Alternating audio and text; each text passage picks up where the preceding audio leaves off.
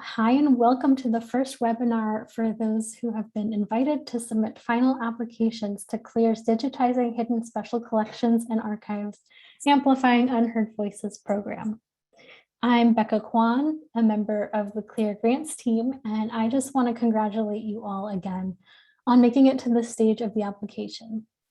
This was our most competitive initial application round in the history of the program, and each of your proposed projects made a positive impression on our review panel. So that's something to celebrate.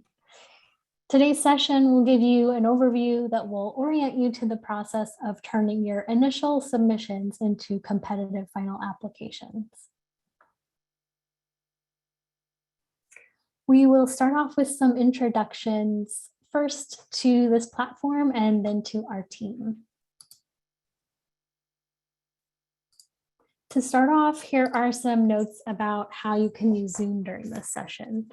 A live transcript is being generated if you'd like to utilize it. So to turn on this feature, you can click the CC Live Transcript button at the bottom of your Zoom window. You may notice that this is a regular Zoom meeting instead of a webinar space. So you have control of your microphones. Please be mindful and ensure that you're muted if you aren't speaking. At times, especially in the next few events in this series, you'll be invited to unmute yourself for discussion, Q&A, and small breakouts. So you're welcome to use the chat for conversation throughout and to continue to discuss with us or with others in the presentation there. To open the chat box, you can hover your mouse towards the bottom of the screen and open it manually. The chat defaults to send a message to everyone, but you can also message individuals directly. Please feel free to pose questions in the chat as they come to mind. We'll do our best to keep track of them all and to answer them within this presentation hour or at the designated time at the end. If we don't have time to get to all of your questions, we'll write up responses to all of the remaining ones and post all the answers within the next few days, along with the other recording materials. So this session is being recorded and the slides, Q&A, the recording and the transcript will all be made available on our Apply for an Award page by the end of this week. We would like to acknowledge that as residents of the US, we're speaking to you from the unceded lands of many Indigenous peoples. Those of us working at CLEAR are grateful to have the opportunity to live and work on their homelands. And we ask you to join us in acknowledging all Indigenous communities, their elders, both past and present, and future generations. As we introduce ourselves in the next couple of minutes, we'll invite you to do the same in the chat. I've already seen that and it's fantastic. Please feel free to share land acknowledgements for the area where you live or work as well if you'd like. May our shared acknowledgement and the program we're speaking about today demonstrate CLEAR's commitment to beginning the process of working to dismantle the ongoing legacies of settler colonialism. So some of you know us well from the applicant support phase back earlier this year, but we'll reintroduce ourselves. We'll be supporting you all through the final application process. And though we're excited to welcome others from the Hidden Collections community over the next several weeks, we are starting off with just the grants team today. So Sharon. Hi, my name is Sharon Burney, and I'm a program officer on the CLEAR grants team. And I live in Gainesville, Florida, and I want to acknowledge the Seminole people and Timoqua. Hi, everybody. I am Joy Banks, also one of the program officers on the grants team. I'm speaking to you from South Florida on the lands of the Ais, Taino, and Seminole people. And I've already mentioned, but I'm Becca Kwan, also a program officer. My pronouns are she, her, hers, and I live in Riverside, California, on the lands of the Cahuilla, Tongva, Luiseño, and Serrano peoples. We want to extend our thanks to our colleagues, Allison Pope, who is helping us with Zoom logistics today, and to the folks from AI Media who are providing our captions. So if you haven't introduced yourself yet, please do feel free to do so.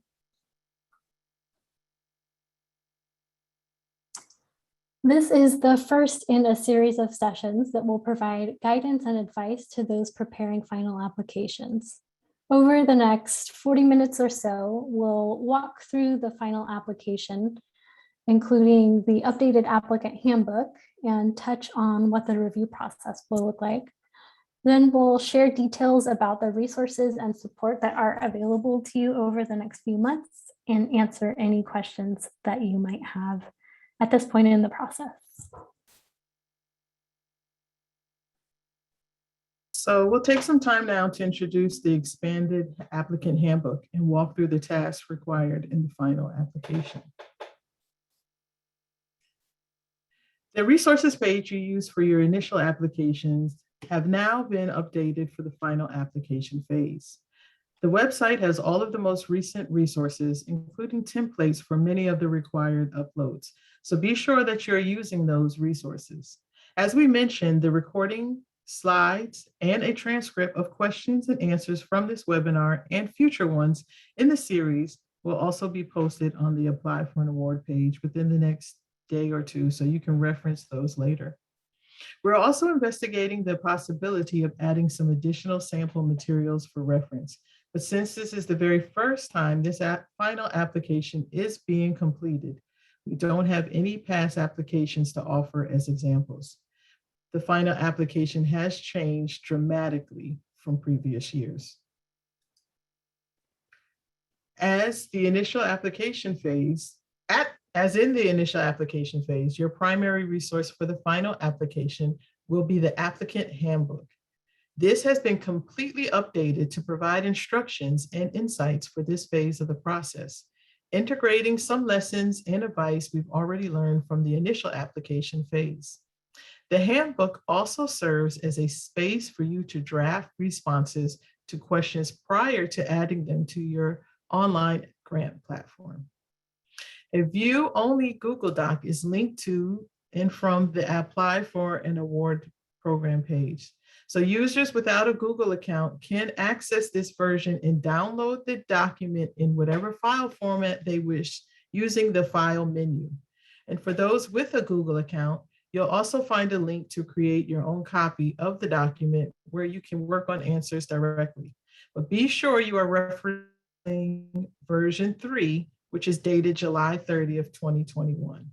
Included in the introduction to the handbook is an outline, application overview, showing at a glance the difference between the initial and final application and what questions or uploads are new requirements. Additionally, all new prompts for the final application are highlighted in yellow to make them as clear as possible. The online application section in the handbook includes accessibility information for the structure of the document, including the formatting and hex codes for important text. The final application is designed to build upon your initial application and asks you to expand on your earlier responses as much as possible, allowing you to import and edit them instead of completely rewriting information you submitted to us in April. The 7 tasks of the initial application are now 10 tasks with a combination of form responses and document uploads. The Applicant Handbook addresses each task in much greater detail, but we'll cover a few important points today. The first task asks you to reconform the eligibility you indicated in your initial application of your organization, any collaborating organizations, and your project. Additionally, this section now adds the conditions of award acceptance, including the requirement to sign an IP agreement, to dedicate any metadata and software that you create to the public domain with exceptions for culturally sensitive metadata, and to claim no additional rights on digital files that you create. These details are also available on our website and in the handbook. As a note, this year, we will only require documentation of nonprofit status, such as an IRS determination letter or equivalent proof from organizations nominated for funding. So you don't need to be including those in your application at this time. The final applicant information task offers you the option to pre-populate the fields with all of the information supplied in the initial application. This will be especially useful for any projects that involve collaborators, as you'll be able to skip re-entering all of that data. If you do choose to have the system auto-populate this task, which we highly recommend, you still have the option to edit all of the fields. For example, you may have reevaluated your collaborators or changed who might be serving as your principal investigators or PIs. Those changes can be made and saved. This task is exactly the same as in the initial application. No new questions have been asked. The handbook includes additional instructions on what you'll encounter in the system since it is a little bit different. But do let our team know if you experience any issues making your desired edits, and we'll be happy to assist.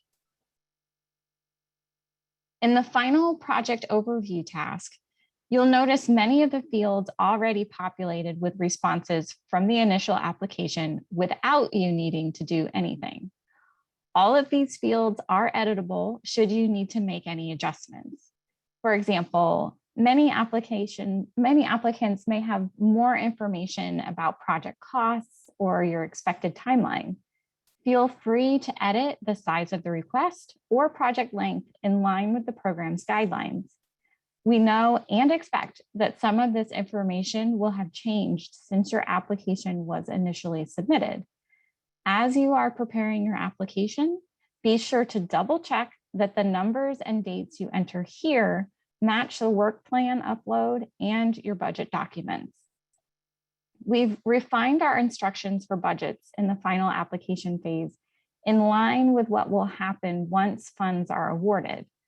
Please note that all requests should be made in US dollars.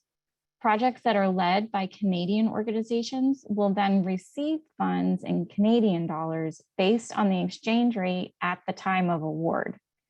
The handbook includes additional instructions for Canadian organizations to help the reviewers understand your budget numbers. New in this task is a brief reflection on the adjustments that you've made to your proposal based on the reviewer comments you received, anything that you learned during this webinar series, or other changes that occurred in the time between your initial and final application submission. This will help the review panel to understand these changes clearly and orient themselves in their assessment. While the first 3 tasks are mostly the same from the initial application, the final 7 tasks are where you will enhance your initial responses and build out the details of your project. Each of your 6 responses to the questions in the initial project details task will be expanded in a final task of the final application. And you'll use your initial timeline, budget, and representative sample uploads to build the required final application components.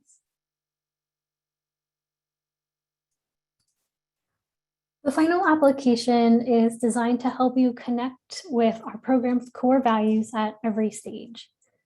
The applicant handbook includes specific instructions and insights to help you develop your responses, with reminders about how each component of the application relates back to these values. So as we continue our overview of the remaining components, we will highlight how the core values might relate to each task. In the materials task, you're asked to expand your initial response about the materials you're nominating for digitization. The information you supply here should start to reveal how your proposed project supports the program's core values of public knowledge and broad representation. but you'll also go into much greater detail on these values in the next task. Our reviewers will look to this section to understand the physical materials themselves, their condition, type, scope, and quantities. So this task includes 2 uploads. The first is a list of collections, which should be supplied on the spreadsheet template that Claire provides. This will give a high-level overview of the collection or collections that are included in your project, any existing descriptions, their general condition, material types, how much of the collection will be digitized, and any rights or access restrictions that might apply. You'll have the opportunity to explain more about those rights or rights restrictions in the rights, ethics, and reuse task. For some applicants, this list may only have one single collection entry, while others may have dozens of collections included. Our team's happy to answer any questions that you may have as you complete this requirement, and we hope to share some samples of completed versions on our website soon. The second upload is your representative samples. While this was optional in the initial application, all final applications should include at least 3 and up to 10 total samples, which will help the reviewers see the types of materials you propose to digitize. We find that looking at these examples, which may be pictures or links to recordings, can help reviewers develop more concrete understanding of the values of materials and why your approach to digitization is the right one given their unique characteristics. To support the list of collections, the application also includes a question asking for total estimated quantities of materials that will be digitized by the type or format of the original. For example, while your list of collections might include 3 collections at different organizations, which may be a mix of manuscripts, photographs, and artifacts. In this question, you'll provide your best estimate of the total numbers of the manuscripts, photographs, and artifacts you propose to digitize. The handbook includes additional instructions about this question, and our next session on August 25th will get into greater detail about assessing collections for digitization. After you've described the original materials, the next section asks you to tell the story of these materials. This task builds on the first and should support the program's core values of public knowledge, broad representation, and authentic partnerships.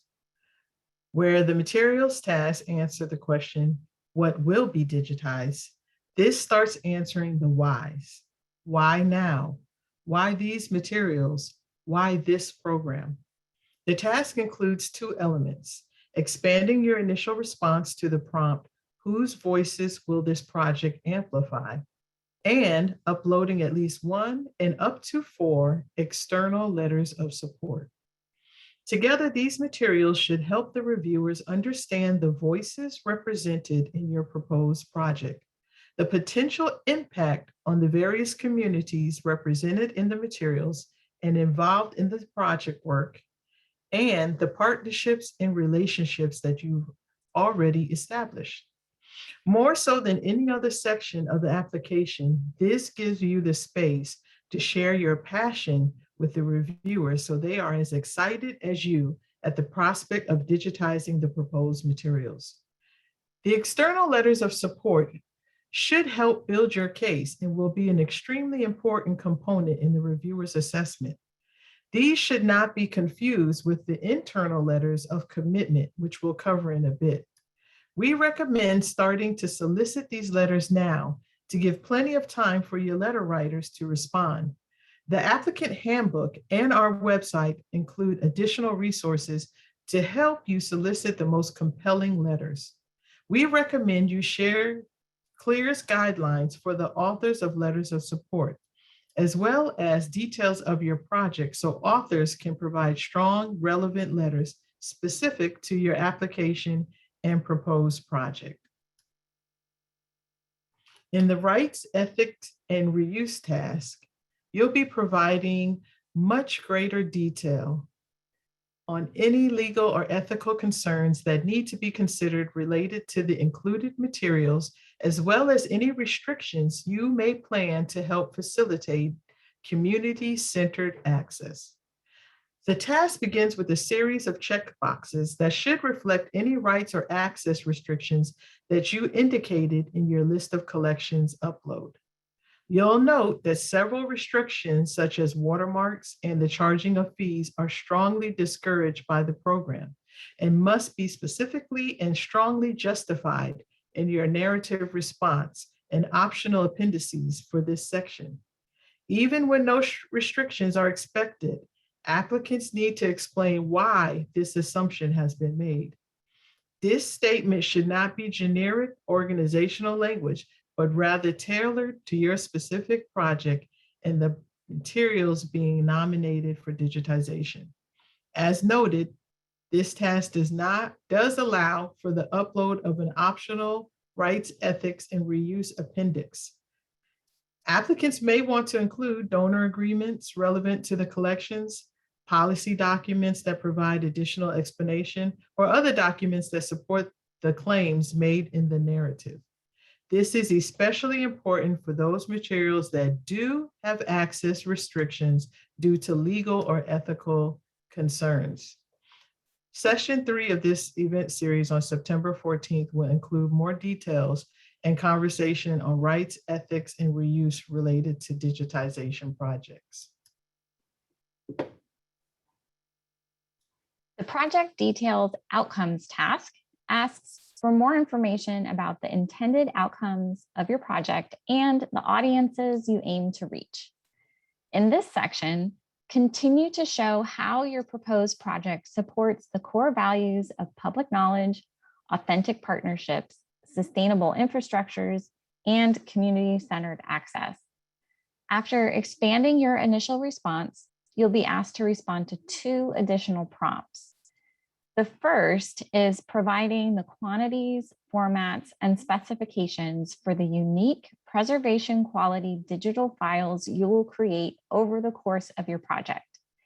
This response should correspond to the quantities and formats of the original materials that you supply in the earlier materials task. The handbook includes detailed instructions on completing this prompt. We also include additional resources on our webpage, such as the DLF Digitizing Special Formats Wiki for anyone who may be new to digitization project design. Since a primary priority of this program is creating community-centered access to fuel the creation and dissemination of digitized special collections and archives as a public good, you'll also be asked to provide at least 1 and up to 10 portals where users will be able to access the digitized files and the related metadata. The handbook includes additional instructions, especially for those of you who may be creating new portals for access. In this section, you may also want to consider how you can create links to other related collections and include portals that aggregate collections or metadata as best suited for the unique content of your proposed materials. In session 4 of this event series, we will include some more information on determining the best digitization outcomes for an achievable, sustainable digitization plan.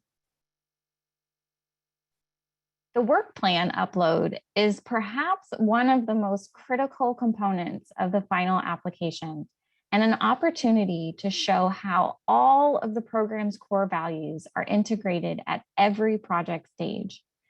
This upload expands on the initial timeline and should include the basic information that a project manager would need to know on day 1 of the project to set the team up for success.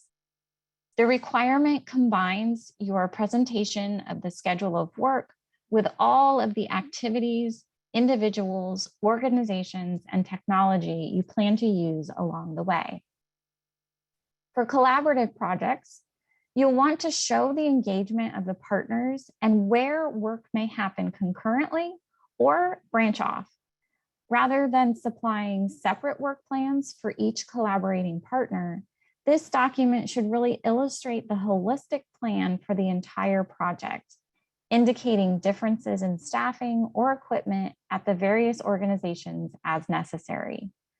For those who will be engaging with communities or advisory boards, be sure to show where and how they will be integrated into your project development and your work.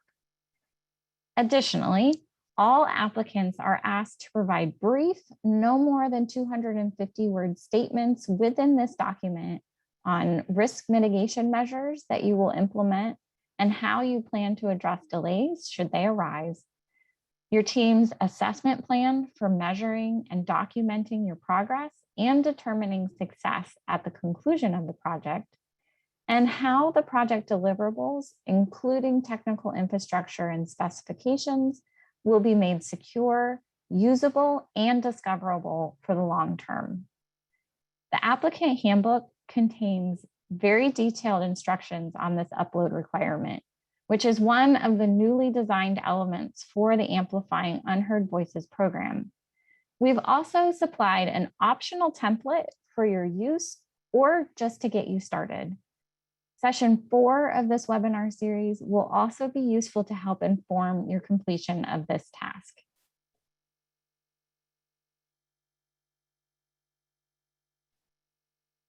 In the capacity task, you'll be sharing more about the capacity and strengths of your team, both those you have and those you hope to build. After expanding your initial response, you'll be asked to provide 3 uploads. The first is a letter of commitment from a head administrator of the lead applicant organization, and if applicable, each collaborating organization. In the handbook, we've provided examples of who the head administrator might be, since this person will likely vary depending on your organizational structure. Essentially, you'll want the letter to come from an individual empowered to make a statement of your organization's commitment to support your project. For collaborative projects, you should upload each letter separately, and you should have as many letters as you have collaborating organizations. As with the external letters of support, we recommend that you start soliciting these letters now and provide your letter writers with clear guidelines for authors of letters of support. Details of your project will also be useful, so your authors can provide strong, relevant letters specific to your application and proposed project. Next are resumes or CVs for each of the named project PIs, which are allowed up to 3, and other resumes, CVs, or job descriptions for key project staff, either existing or new. In this section, you must provide at least 1 and up to 5 uploads. The handbook includes additional instructions for these uploads, including specific instructions about the inclusion of salaries, wages, and fringe benefits for any job descriptions that will be covered by award funds. For large collaborations, especially, we know this limits your ability to celebrate all of the individuals involved in your proposed project. We recommend highlighting any additional key personnel involved in your work plan and possibly linking to their resumes in that document, using this space to focus on the PIs and new hires. Finally, we ask all applicants to provide a current list of board or trustee members for the lead applicant organization, and if applicable, each collaborating organization. The handbook includes additional instructions for local, state, federal, and tribal government units, and others who may not have a governing board. So if you have any questions about this requirement, please feel free to reach out to us. In all of these requirements, reviewers will be looking for evidence of why this is the right team for the project you've proposed, and how you're engaging your broader community, and how the staff and support structure of your organization clearly show broad representation and authentic partnership.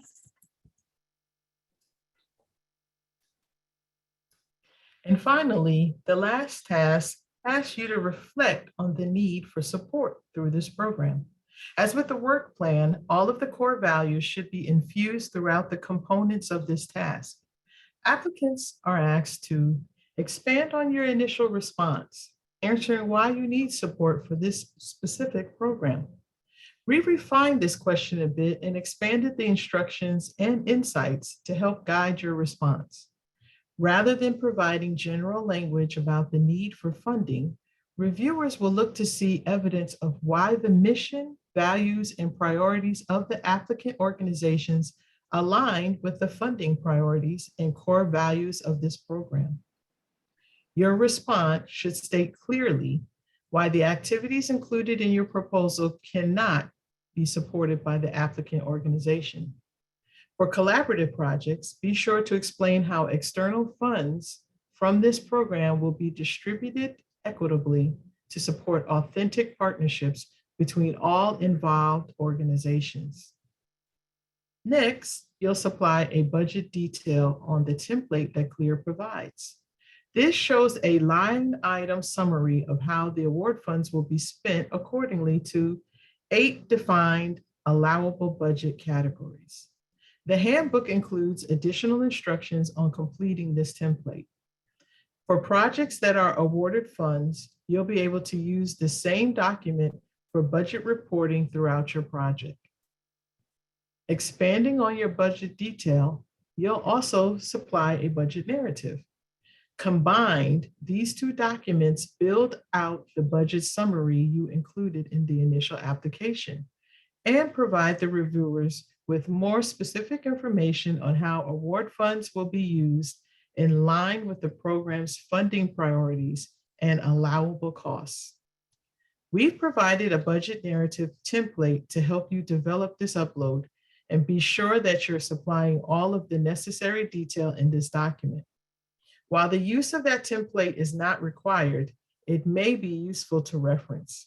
All expenses should align with the allowable costs of the program, detailed in Appendix A, Budget of the Applicant Handbook. If you plan to include cost share, those should only be included in the budget narrative and clearly marked as cost share so reviewers know exactly what will be covered by award funds. As a note, cost share is not a requirement of this program.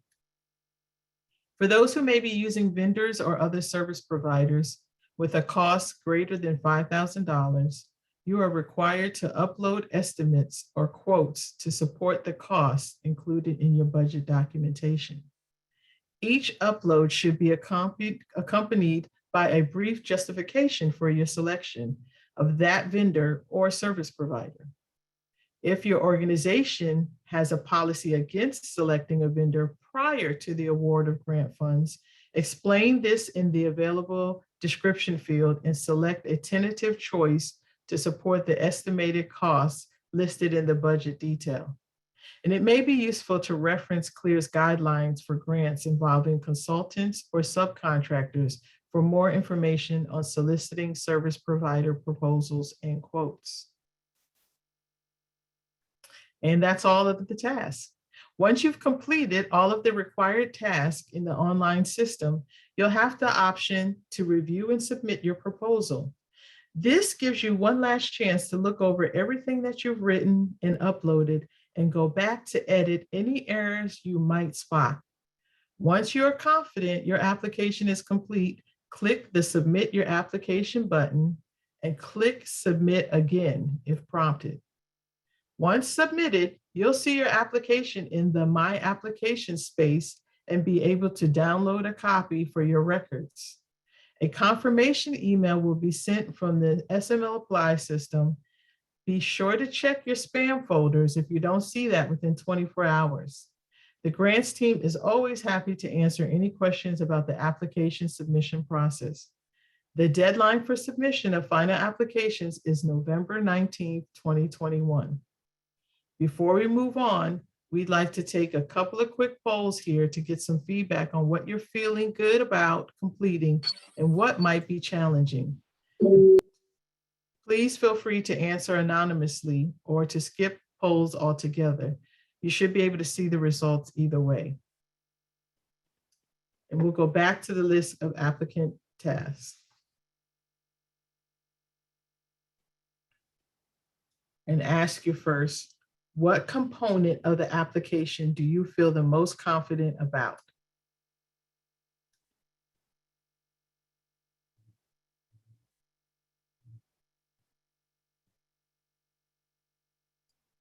Just one moment.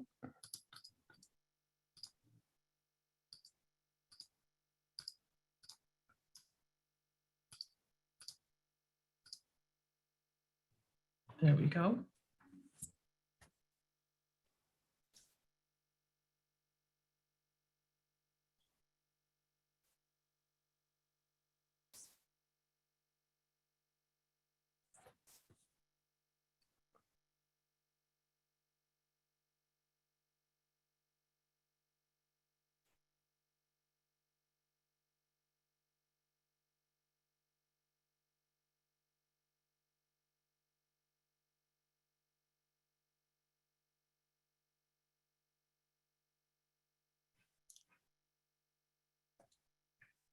Awesome. Thanks so much to everybody who is answering. It looks like telling this story is the thing everyone feels the most confident about, which is not surprising. No. Y'all have great collections. Yeah. Okay. All We're right, gonna so we'll do pull it. this one down. We'll do a second poll.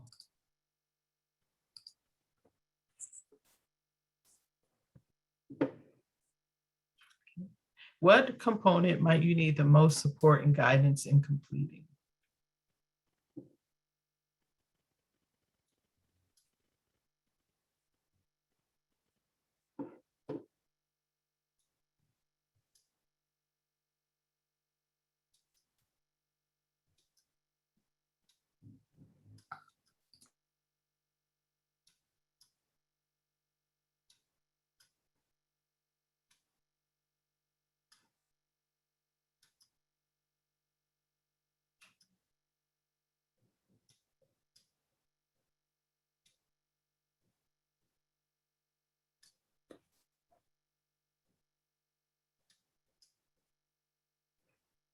It looks like rights, ethics, and rules is leading the way.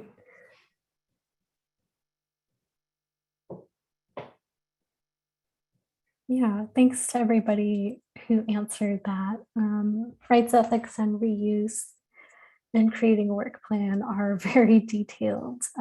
So we will definitely keep that in mind as we work on the next few webinars in this series.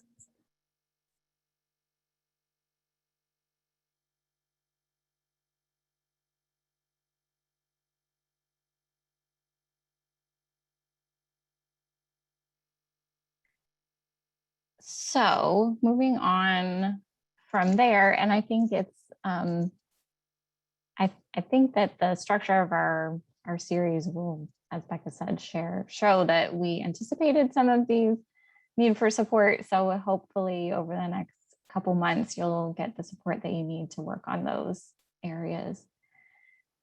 So as in the initial applicant handbook, well, first of all, in the chat, we may be experiencing some issues with CLEAR's website right now, which might be why the links that we're sharing aren't working. But hopefully that will be resolved, and we promise everything is there. And we'll be sure to share all these pretty widely with everybody too. So now moving on to the review process. As in the initial applicant handbook, we have provided a rubric for the assessment of final applications. And you'll note that this final assessment is a little bit different. We've, the rankings this time around will allow the reviewers to rank applications more granularly on the core values of the program.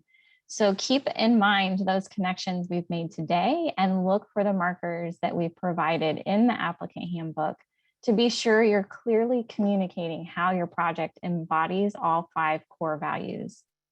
All applications will be read by at least 3 reviewers and an additional reviewer focusing exclusively on rights and ethics. We do our best to keep the review process consistent between the initial and final rounds. So you should expect that at least 2 reviewers will have read your application in the initial round. CLEAR has $4 million to award in this round of funding. So the number of awards made will depend on the size of the individual requests that we get. But based on our historical data, we estimate funding between 12 and 25 projects from this pool of applications. In our last section, we'll talk about some additional resources and support as you move through your final application writing. And we'll hope that our links start working. Yeah, you think you plan for everything, but obviously we didn't anticipate website issues. So our first resource is this webinar series. So each session will cover topics identified in the review of the initial applications as potential areas of need for additional support. We plan the series to flow with how you might work on your final applications, but we welcome you to work on them in a way that best suits you and anyone helping with the process. While none of the webinars is required for submission of the application, we strongly encourage engagement with the process as we work to offer you practical tips and suggestions, time to start drafting responses, and space to ask questions. We will drop the link where you can view and register for each of these sessions in the chat. This support is one of the new components of our program's redesign, and we hope that it will offer a benefit to all of you that wasn't really part of the program in the past. Something like a continuing education course in digital project design and grant writing. After each webinar, we'll invite you to complete a survey to collect your feedback on content and on the overall series to help inform our continued assessment of the program. Your responses will be shared with our external assessment team as they continue to evaluate this new iteration of the program. So the next session is next Wednesday, August 25th. Lori Taylor and Lourdes Santa Maria Wheeler from the University of Florida will be covering assessing collections for digitization. In addition to working on CLEAR digitization projects, including the 2018 Film on a Boat, Digitizing Historical Newspapers of the Caribbean, their jobs day to day make them really great people to talk to about sustaining collaborations and building collections, communities, and capacity.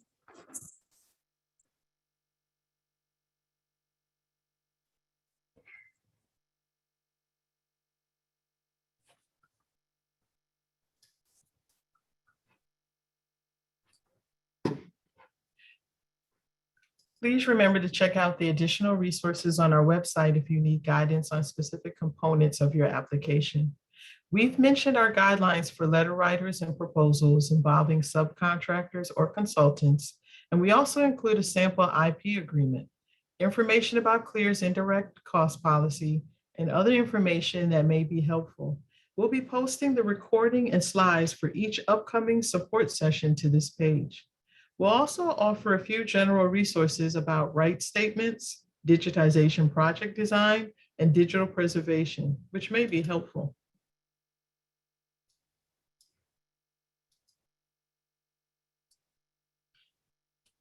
So now we have a little time to answer your questions. Please feel free to drop them into the chat box. And we'll get to as many as we can before the hour is up. The first one that I see is, does CLEAR award full requests only, or might you provide reduced award requests depending on funding availability? Also, does the council have the final say over awardees, or do you depend solely on peer reviewers? Great questions. I would say typically our review panel awards requests as they have been made to the panel. I don't believe I've seen any reduced awards in the past, so I would anticipate that to continue. And the review panels for our grant programs are independent of CLEAR. They make recommendations, and in nearly all cases are the final deciders. Yeah, I think where we've seen suggestions about reduced funding is usually related to times when there are disallowed costs included in the budget. And so those would be, they would be asked to be removed before funding would happen. It's not wholly impossible that the review panel might want to adjust a project. But as Becca said, it's very unlikely and not encouraged for us.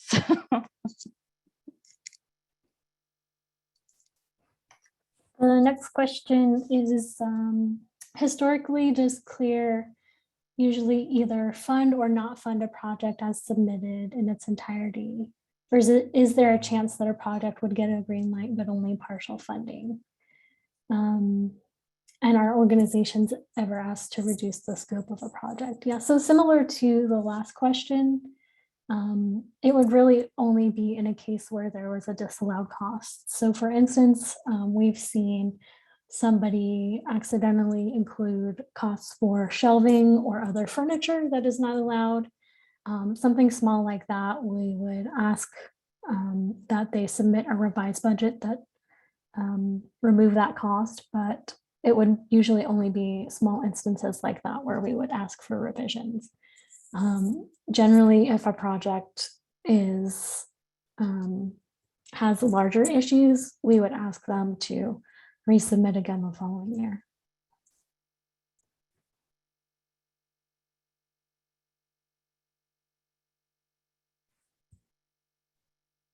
Next question that we had was an easy one. Thank you. We will confirm that Canadian institutions are submitting your applications in US dollars.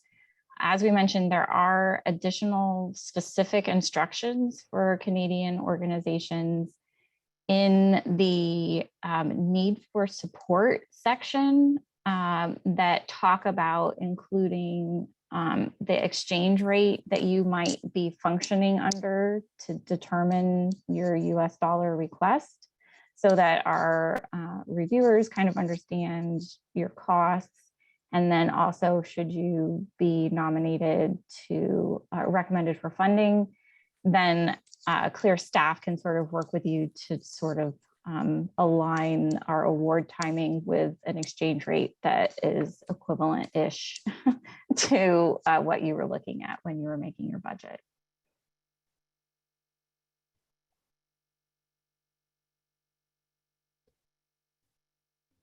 The next question is some feedback from reviewers recommended raising certain budget items such as salary. Will changing/raising the requested fund amount from the initial submission negatively affect the final application? I would say that we provide a space on the application for you to discuss any changes that have been made in light of reviewer comments in the initial round.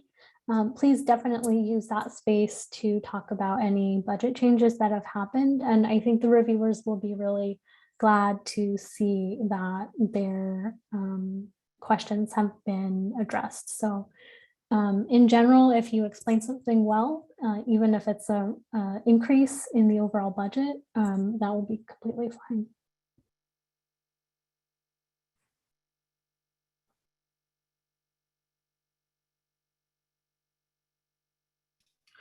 A clarification. The next question is a clarification, please. If you are using a vendor for services that will not cost over 5,000 US dollars, do you have to submit estimates from 3 vendors?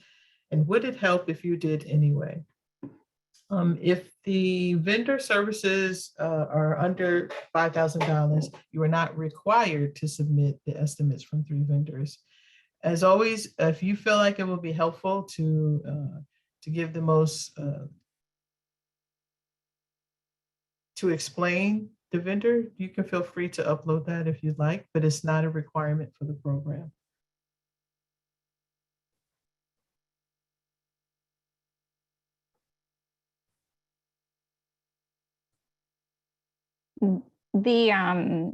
The way the application is set up, you'll have there's a question, a yes or no question that asks you if you have vendors of $5,000 or more.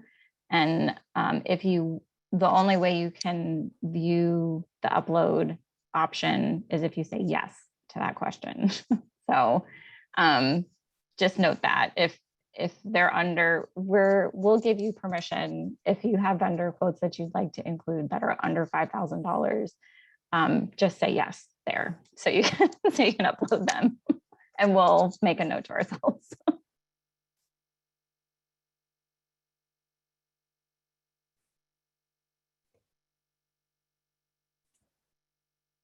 The next question says, our project proposal involves digitizing oral history recordings. How do we provide examples of these yet to be digitized recordings? That's a really good question.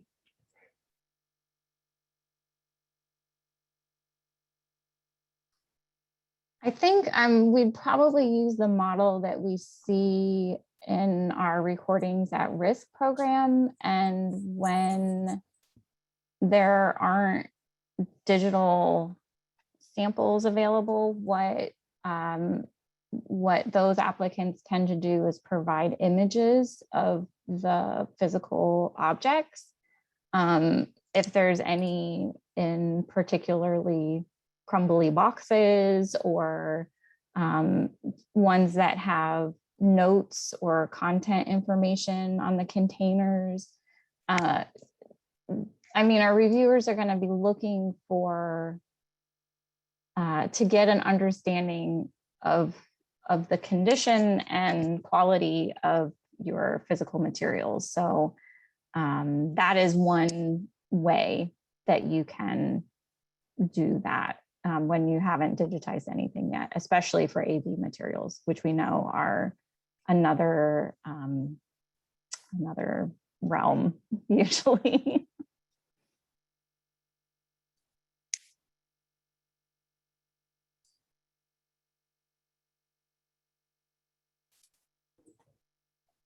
Paula also says that they would like to see samples relating to reaching various types of community.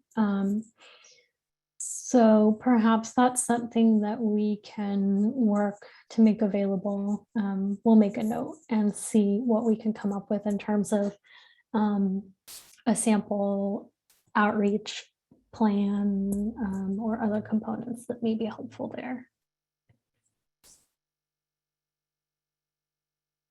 The next question asks, can you elaborate about letters of support? Do you want to see letters from the organization and elsewhere?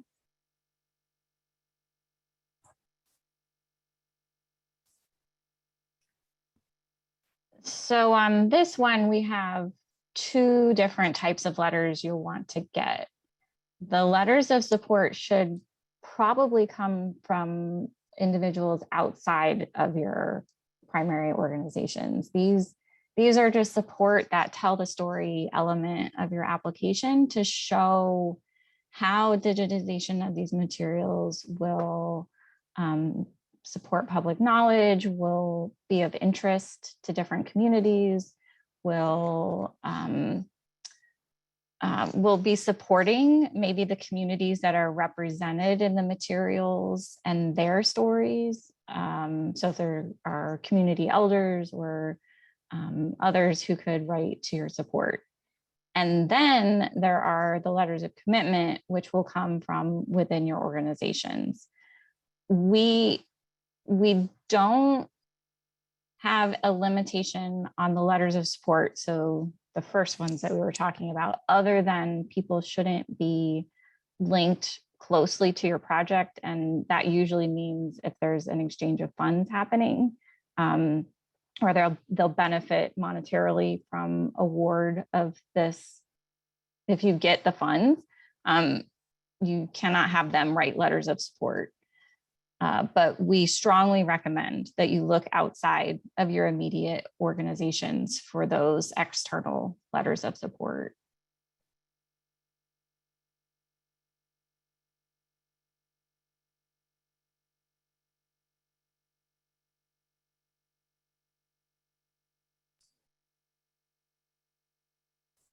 Yeah, and there was a question earlier that I may have missed that asked whether a letter could come from someone who's on an advisory board if the member is getting a small honorarium through the grant. And I think Joy said, but I'll make a little clearer that the answer is no, and that if they're getting some funds for participation, you should look a little further afield for those letters.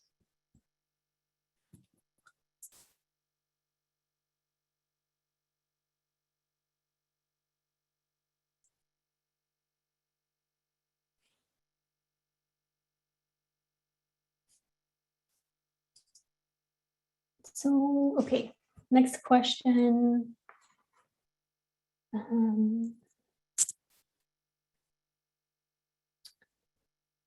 We provided a digitization estimate as our library was in complete lockdown during the preliminary drafting phase.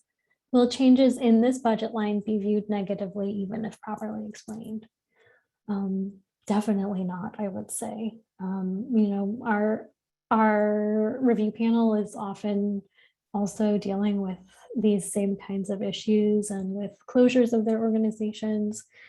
So please do include the fact that that the estimates were done without on-site access in your explanation of changes.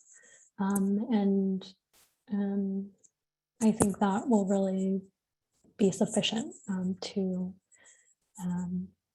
you know, explain any shifts in the budget line that have happened.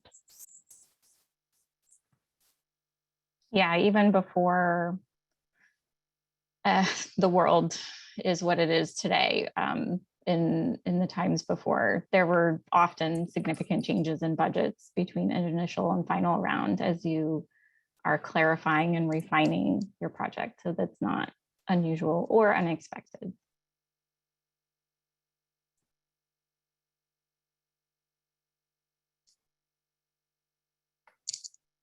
So next we had a question that goes back to vendor services. Can you speak to what constitutes a vendor service? And that's an excellent question. We sort of left it pretty broad in the handbook and defined it rather as sort of as that $5,000 limit or more. But this would include if you're going to use an external digitization provider, if you're seeking external services for things like transcription, translation, sort of enhancing accessibility for your digital files. But if you're going to have, say, a contractor do sort of a defined set of work within your project and you expect to pay them more than $5,000, that would be defined as a vendor service. If you have any questions about something that you're thinking about and want to know, is this a vendor service or something else, let us know and we'll be more than happy to answer that question for you to your specific case.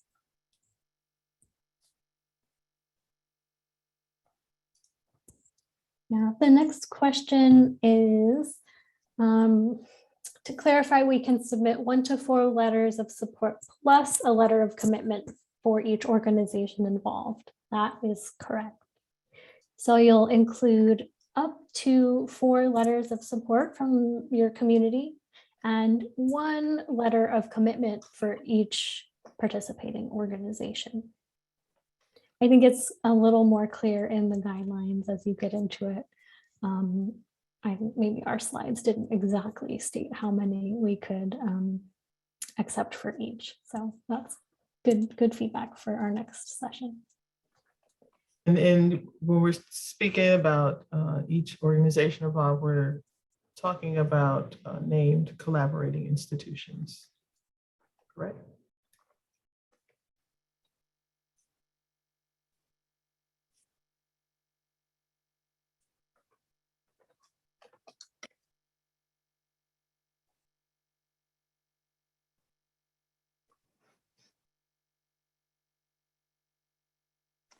And then a question that's related, that's a really good one. The person has said, I'm still a little confused. Wouldn't it be really important to show key members of community whose story we're trying to share are supportive of the project? They're also, of course, the key people to serve on the advisory board.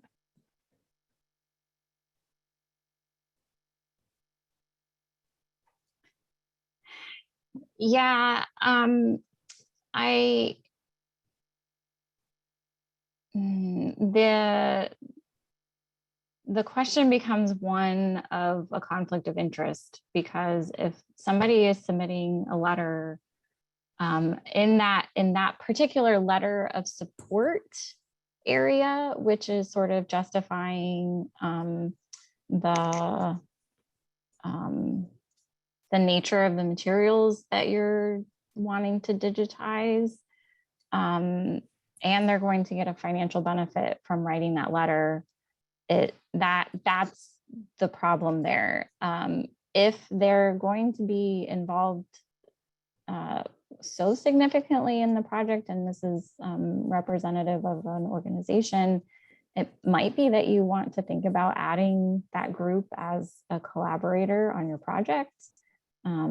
And then certainly they would need to submit a letter in that case.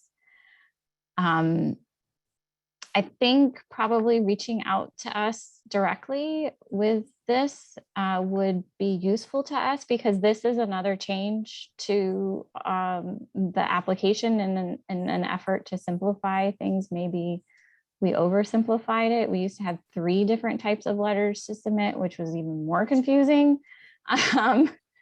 So there might be other ways that you can be sure that their voices are involved in your application, especially by showing really solid engagement in the work plan and making sure that in your budget narrative, it's explained how you're supporting, why they're involved, linking out, like you can link to stuff in your budget narrative. Maybe you want to link to a statement that they've said out of that. But reach out to us directly, and we can maybe think more about this as a possibility and consider ways that we can support all of the communities that need to have their voices be heard in this application. Yeah, it's a great question. I got a couple of questions directly that I'll just touch on because they're pretty quick. The first one is the total budget amount for Canadian organizations in US dollars or Canadian dollars, US dollars. And then the second one, can we start the online process and come back to it later? Yes. I don't, Joy, do you know the exact wording that folks will see when they try to exit? Like, and so the way that the application is designed, within each task, as you're working on them, you'll have the option to save and continue editing. So that is what you'll want to make sure that you're saving. If you need to step away from it, you may, if you haven't completed the whole task, you might get a warning that says that you haven't completed it, but of course you haven't, because you're still continuing your editing process. But you can then switch to another task and come back to it later. The online system has a little circle indicator for each of your tasks. So if you've started something and not completed it, it'll be a partially filled green circle. And then once you've completed it and marked it as complete, it'll be a filled in green circle.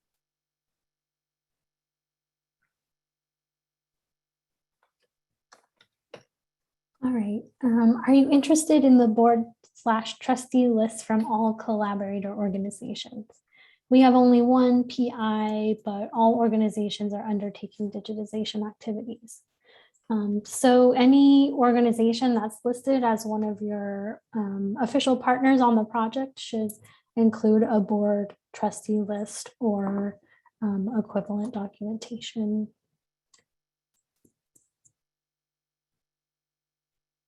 Yeah, we were really hoping, you know, as we redesigned the system, we were really hoping to sort of align so that if you had collaborators entered in that early task, that then you would like automatically know how many board lists or letters of commitment that you needed to supply, but we couldn't make it that fancy.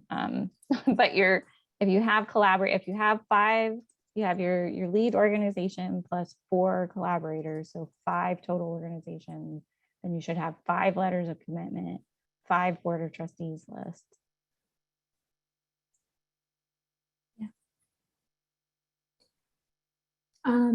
I got one more question. Feel free to keep them coming. We have a couple more minutes to hang around if others are available. But this one says, I know this is funded by the Mellon Foundation. Does that disallow us from applying for other Mellon grants, like the community-based archives grant?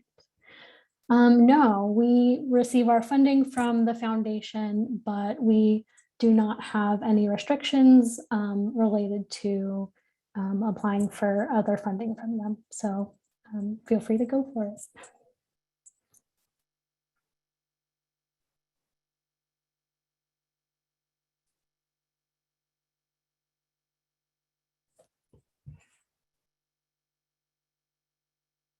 All right, I'm not seeing any more questions. Feel free to reach our whole team at hiddencollections@clear.org. And we have a brief survey that we'll drop in the chat. Please do take it if you have a moment. And we really hope to see you at some of our future events. Thank you.